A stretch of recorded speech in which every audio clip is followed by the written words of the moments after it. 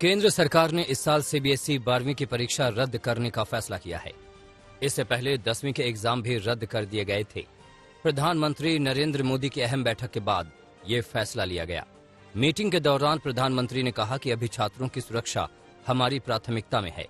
ऐसे माहौल में उन्हें परीक्षा का तनाव देना ठीक नहीं है। हम उनकी जान खतरे में नहीं डाल सकते। साथ ही पीएम ने भरोसा दिया कि 12वीं का रिजल्ट तय समय सीमा के भीतर और तार्किक आधार पर तैयार किया जाएगा।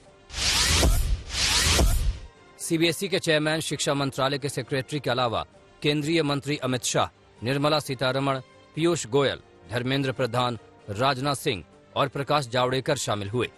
ये बैठक वीडियो कॉन्फ्रेंसिंग के जरिए की गई। सूत्रों के मुताबिक प्रधानमंत्री के सामने परीक्षा कराने के सभी विकल्प रखे गए। ये विकल्प राज्य सरकारों और सीबीएसई बोर्ड के साथ लंबी चर्चा के बाद तैयार किए गए थे। वहीं फैसले का दिल्ली सरकार ने स्वागत किया है। देश में 29 राज्य और केंद्र शासित प्रदेश ऐसे हैं जहां कोरोना के प्रतिदिन 5000 से कम मामले दर्ज किए जा रहे हैं। 28 अप्रैल से 4 मई के बीच देश में 531 ऐसे जिले थे जहां प्रतिदिन 100 से अधिक मामले दर्ज किए जा रहे थे। ऐसे जिले अब 295 रह गए हैं। सक्रिय मामलों में लगातार गिरावट दर्ज की गई है। देश में पॉजिटिविटी रेट 6.62% दर्ज की गई है। 34 राज्य और केंद्र शासित प्रदेश ऐसे हैं जहां पॉजिटिविटी रेट में लगातार कमी दर्ज की जा रही है। नीति आयोग के सदस्य डॉक्टर वीके पॉल ने कहा है कि कोविशील्ड के डोज के शेड्यूल में कोई बदलाव नहीं किया गया है। ये केवल 2 डोज होंगी। कोविशील्ड की पहली डोज देने के बाद 12 सप्ताह के बाद दूसरी डोज दी जाएगी। कोवैक्सीन की भी 2 डोज हैं। दूसरी डोज 4 से 6 सप्ताह में दी जानी है। स्वास्थ्य मंत्रालय के मुताबिक देश में 21.6 करोड़ वैक्सीन डोज दी जा चुकी हैं। 6 से 22 फरवरी के दिन प्रतिदिन देश में 7.7 लाख टेस्ट किए जा रहे थे। अब हम लगभग 20 लाख टेस्ट प्रतिदिन कर रहे हैं। अब तक हम देश में कुल 34.67 करोड़ टेस्ट कर चुके हैं।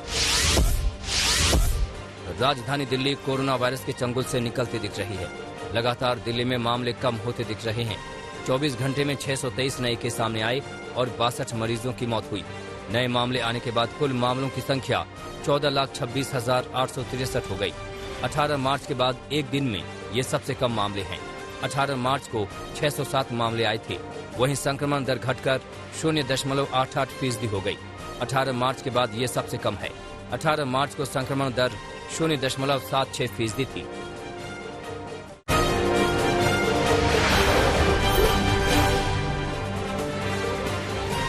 केंद्र ने बंगाल की मुख्यमंत्री ममता बनर्जी के नए मुख्य सलाहकार अल्पन बंदोपाध्याय पर कार्रवाई की तैयारी कर ली है। प्रधानमंत्री नरेंद्र मोदी की बैठक से गायब रहने पर केंद्र ने अल्पन को कारण बताओ नोटिस भेजा है, जिस पर उन्हें 3 दिन के भीतर जवाब देना होगा।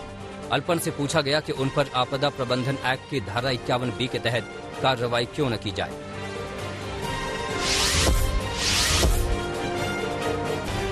कोरोना संकट काल के बीच पंजाब की राजनीति में हलचल शुरू हो गई है। कांग्रेस हाईकमान ने सभी विधायकों, मंत्रियों और राज्य के नेताओं को दिल्ली बुलाया है। इसी कड़ी में कल कांग्रेस नेता और पूर्व क्रिकेटर नवजोत सिंह सिद्धू ने दिल्ली में हाईकमान द्वारा बनाए गए पैनल से मुलाकात की।